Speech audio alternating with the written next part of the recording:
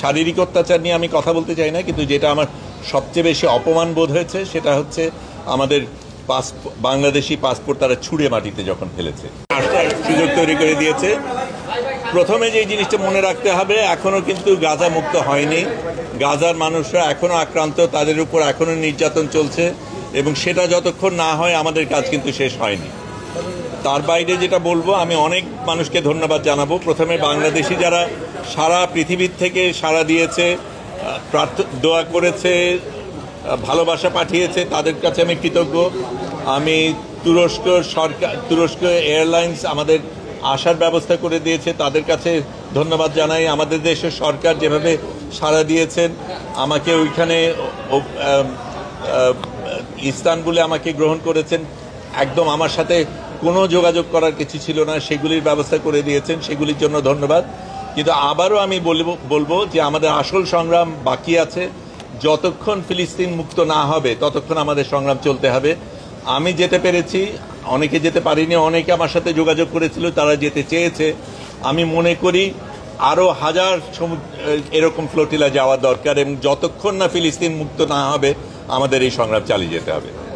কঠিন তো অনেকগুলি জিনিস, এটা ঠিক আমাদের উপর নির্যাতন গেছে, কঠিন সময় গেছে, কিন্তু গাজাবাসীদের উপর যা হয় তার তুলনায় আমাদেরটা কিচ্ছু না।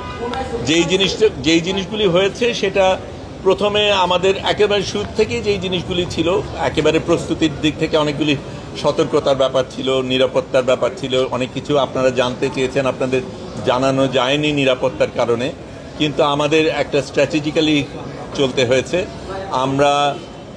আমি প্রথমে এই ফ্লোটিলায় যাওয়ার সুযোগ পাই 24 তারিখে, সম্ভবত সেপ্টেম্বরে। তখন আমি নিউ ইয়র্কে, তখন খুব দ্রুত টিকিট কেটে ঢাকায় এসে ঢাকার থেকে বদল করব, কাজে আমি ওখান থেকে আম্মান যাই, আম্মান থেকে দোহা যাই, দোহা থেকে ঢাকায় আসি, ঢাকায় এসে এখানকার কিছু কাজ সেরে অল্পক্ষণের মধ্যে আবার ফ্লাইট নিয়ে রোমে যাই। রোমের থেকে আমরা যেখানে যাওয়ার কথা ছিল 28 তারিখ সন্ধ্যার মধ্যে আমাদের ব্রিন্দিসি বোধহয় জায়গাটার নাম, হ্যাঁ ব্রিন্দিসি, ওখানে পৌঁছানো সম্ভব ছিল না এই সময়ের মধ্যে। কাজেই যেটা করি, রোম পর্যন্ত যাই, রোম থেকে আবার রাতের বাস নিয়ে 10.5 ঘন্টা গিয়ে লেচ্ছেতে যাই, সেখান থেকে আরেকটা বাস নিয়ে ট্রেন স্টেশনে যাই, ওখান থেকে ট্রেন যাত্রা করে আরেকটা বাস নিয়ে বাকি পথ হেঁটে ওখানে আমি 29 তারিখ সকালে পৌঁছাই। সেই দিন আমাদের প্রস্তুতি পর্ব ছিল, ট্রেনিংয়ের ব্যাপার ছিল। পরের দিন সকালবেলা আমরা রওনা দেই এবং তখন থেকে আমরা যাত্রা শুরু করি।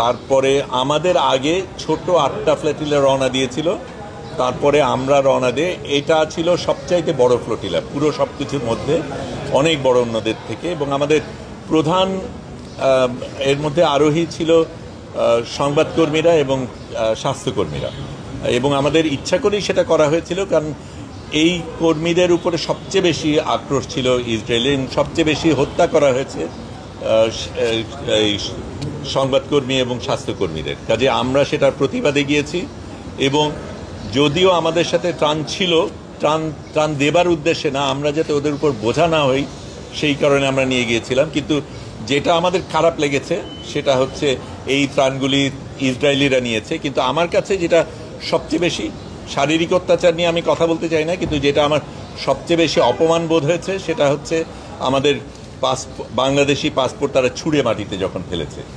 এইটা আমাকে ভীষণভাবে আক্রান্ত করেছে, এবং এই অপমান বোধের এটার জন্য আমাদের বিচার আদায় করে নিতে হবে, এবং কোনো দেশ আমাদের সাথে এইভাবে আচরণ করে পার পেয়ে যাবে সেটা যাতে না হয় আমাদের দেখতে হবে।